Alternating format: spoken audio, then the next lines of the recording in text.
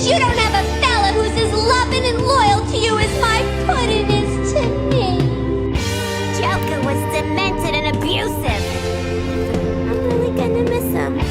How about slaps and tickles at 10 paces? Gordon never loved me. He only loves Batman. Birds of Prey and the fantabulous emancipation of Harley Quinn. Birds of Prey is a Suicide Squad spin-off and another box office flop for the DCEU. Given a $97 million budget, Kathy Ann has directed a far more expensive episode of that Harley Quinn TV show.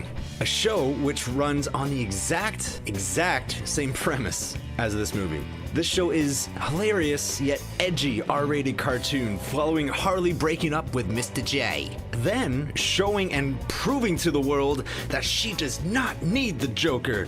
She is a strong, capable, and confident woman that can make it on her own as a villain.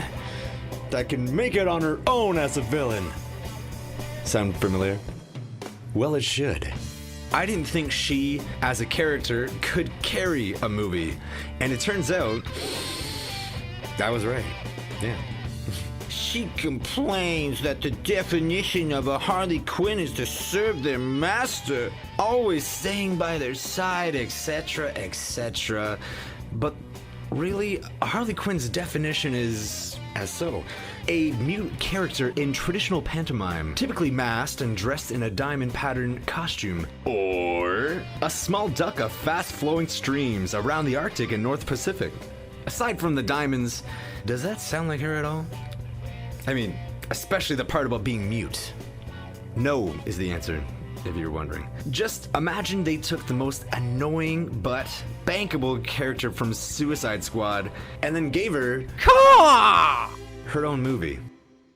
Margot Robbie once again quite literally shines and makes the role her own, still tearing up the scenery. Her and her new ragtag crew, but more importantly, garbage costume, an outfit that you can buy now for only $115 at your local Hot Topic and Spencer's Gifts. Only $115.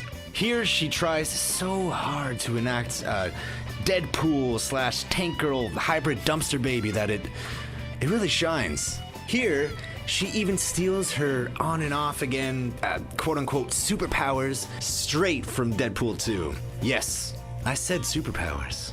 As she is infinitely and impossibly lucky in any situation she's given. Everything and anything just falls into place in her favor. No one can aim unless they're gunning for her gain, and when she puts her dukes up against other women, they're on par. But if and whenever she's matched up against a man, some and most men being 3 times her size, well, she's Jackie Chan. On the subject of superpowers, a song titled "This Is a Man's World," sung by Black Canary, played by Jordie Smollett-Bell, pretty much sums up the message that this movie constantly sits on and shoves in your face. When in reality, well, comic book reality, all of their birds of praise, problems, and perils can be ended swiftly just by a whistle from her. And she knows it. What she is unaware of is her second superpower, and that was keeping her birds tucked tightly into her tight leather outfit. Ooh. Caw! Another talented actor who ended up keeping the same badass persona as she does in most of her roles was Mary Elizabeth Winstead, with her unintentionally and comedically awkward character, Huntress. And that's about all I have on her. From the trailers, I enjoyed the vibrant visuals promised, but was weary of the glamorously glitterized remakes of some of my fave Batman baddies, and that's a no-no. And that's mostly in the form of Black Mask and Victor Zsasz. Zsasz is a creepy as hell, bald psychopath who believes death is the ultimate gift that he can give any useless human unlucky enough to cross him. Then, gifting himself with a memento of the kill via carving a scar into himself for every life he takes. And he's covered just about every inch of his body, head to toe. Chris Messina's adaptation has some scars and uses a knife, I guess. I mean, at least he cut somebody's face off. I'd like to take his face off. But the real juicy blood in this street meat is our main antagonist, Obi-Wan Kenobi, aka Black Mask, brought to us by Ian McGregor.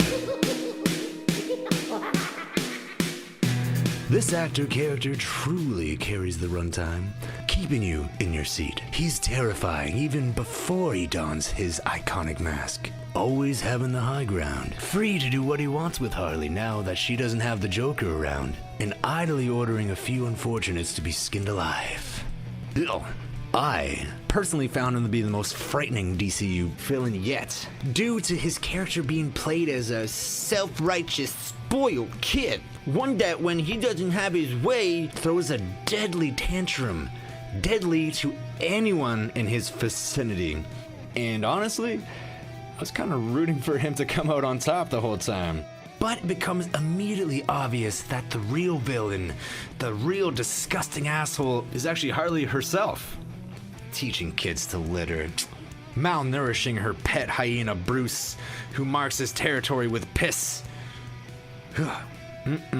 Which she seems to do the same by tagging and vandalizing everywhere. Or who knows? I didn't go for the 4DX theater showing, so maybe she spreads her liquids too. This is definitely a women empowering, goal-driven chick flick that involves DC characters. And not really the ones you want to see either. Aww. If I could compliment anything shy of a few performances, that would be the soundtrack chosen. Just like in Suicide Squad, we get a bunch of random catchy earworms, only this time feeling more suited for the story they're attached to. Along with myself actually shocked at the lack of nutshots. I mean, there was 2 or 3, but that's it. Wow. And hell, it wouldn't be a comic book movie without an Act 3 Avengers-style group fighting track shot. But oh, no CGI bad guy army. They're actually there. Wow. There are a lot of dumb action scenes, but mirrored with a few great ones sprinkled in. And then this glitterbomb of feminism ends with tacos and the shits. The pacing is fast, but not as speedily random as Suicide Squad. And instead of a world-ending deadly blue sky beam, here we have a great and at sometimes pointless, small-scale Gotham story, and a 5 out of 10 diagnosis for myself for missed R-rated potential. Being the 3rd movie in recent history, coincidentally wildlife-related, to change up things after its initial half-assed release, Cats is patching up visual effects, Sonic changed his design, and yeah, the title change for Birds of Prey. What? Nothing? Alright. 2020 is... I thought so. 2020 is coming up short so far, so Black Widow, please hurry the hell up.